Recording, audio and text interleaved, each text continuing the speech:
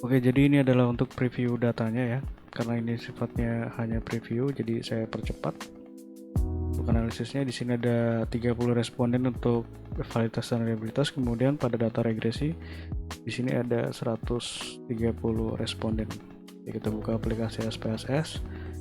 Nah, untuk proses analisisnya ini saya menggunakan SPSS versi 30, tapi di versi berapapun sama saja ya. Oke, seperti ini ya. Oke. Kita masuk ke variable view. Nah, kita uji validitas dan reliabilitasnya terlebih dahulu. Copy ya, akan ke sini.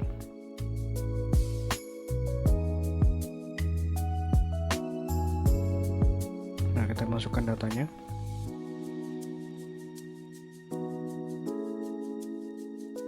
Sorry, validitas dan reliabilitas terlebih dahulu.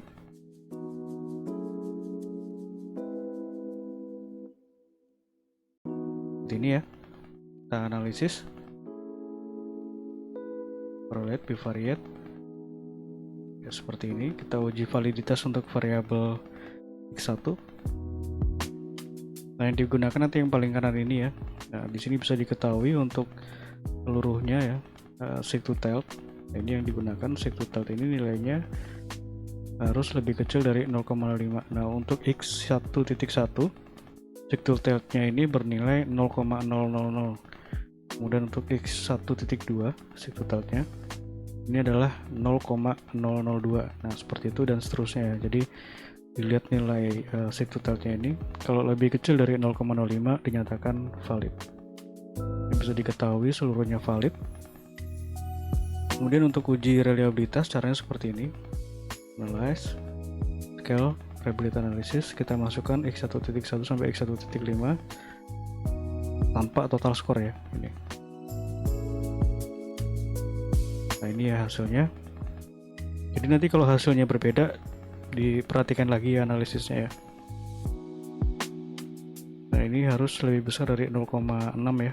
Ini sudah lebih besar dari 0,6, 0,822. Nah, ini dinyatakan reliable untuk variabel x1. Oke, kita uji untuk x2 nya.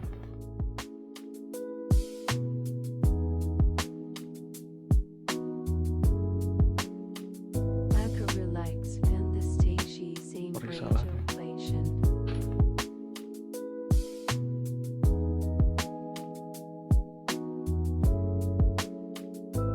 Nah, x2 ada 16 kuesioner. Nah, di sini bisa dilihat ya. Nah, ini seluruhnya sudah lebih kecil dari 0,05. Seluruhnya dinyatakan valid. Kemudian untuk reliabilitas ini ada 16 ya. Nah, seperti ini. Juga reliable 0,806. Kemudian untuk variabel y kita uji validitasnya.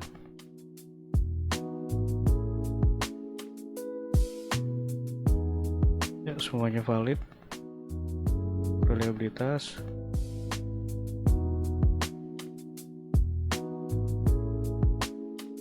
reliable ya. Nah, 0,790. Oke, selanjutnya kita uji untuk asumsi klasik dan regresinya. Ini kita hapus dulu yang di SPSS ya. Nah, seperti ini. Seluruhnya sudah dihapus, kita masukkan data regresi.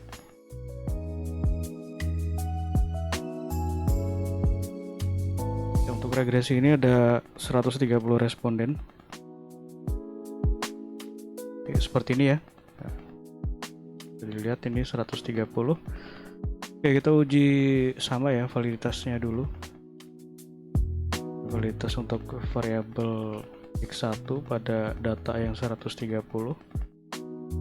Bisa dilihat ini juga semuanya sudah valid.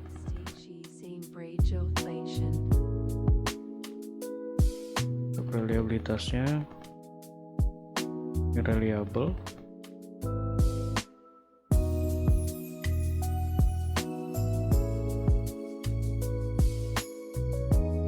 Oke, ini untuk validitas x2 untuk data 130 semuanya valid ya.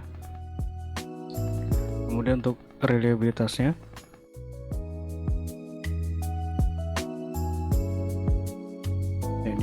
0,782 reliable. Kita uji validitas untuk variabel Y 130 responden. Nah ini ya, semuanya valid.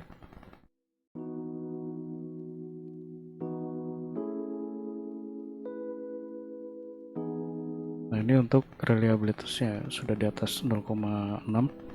Ini dinyatakan reliable. Jadi sampai tahap ini untuk yang di atas 130 itu seluruhnya valid dan reliable. Oke, kita uji asumsi klasik dan regresinya ya. Analyze regression linear. Nah, kita masukkan X1, X2 ke independen, Y ke dependen. Kemudian statistik.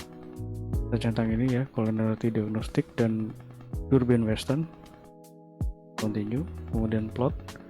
Kita masukkan zip rate ini ke X, S reset ke Y. Nah, kita centang ini. Save. Nah, kita centang ini ya, unstandardized. Continue lalu klik OK.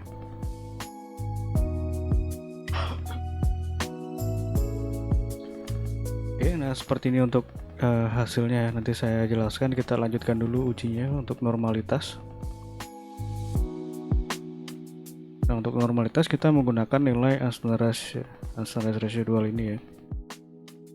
Nah, ini untuk normalitasnya. Kemudian yang terakhir adalah heteroskedastisitas. Jadi pada data SPSS nanti akan ada muncul ini ya. Nah, res1, nah residual ya. Ini adalah nilai residual. Ini kita transformasi dulu ke absolute residual.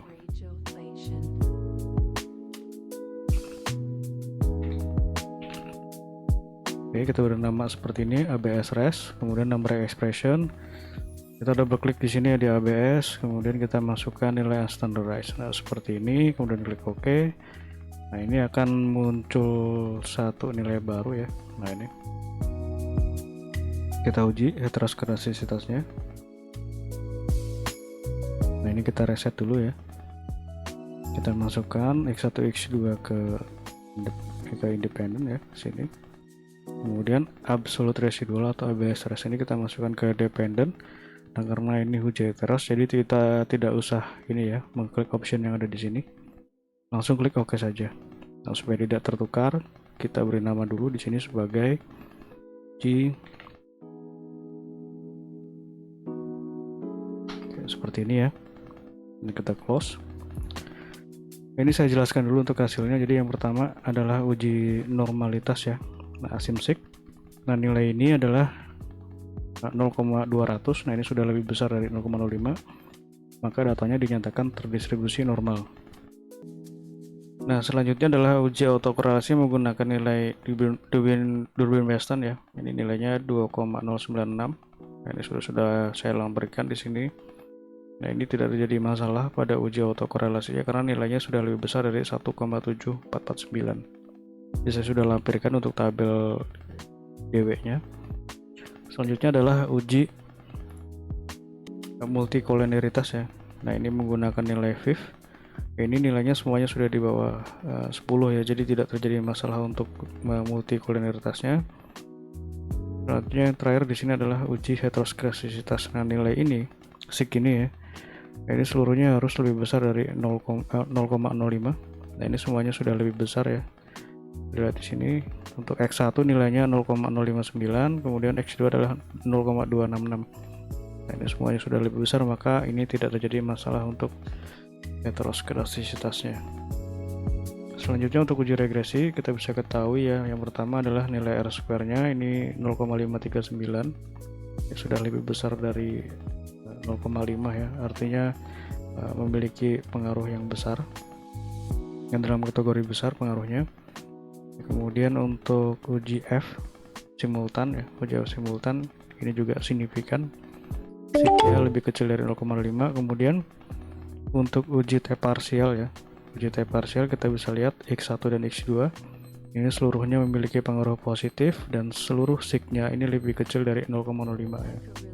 Nah, ini jadi untuk seluruh hipotesisnya ini diterima. Jadi pada data ini bisa disimpulkan itu lolos uji validitas dan reliabilitas, lolos semua uji asumsi klasik, dan lolos semua uji hipotesisnya karena hipotesisnya diterima. Oke, sekian, terima kasih.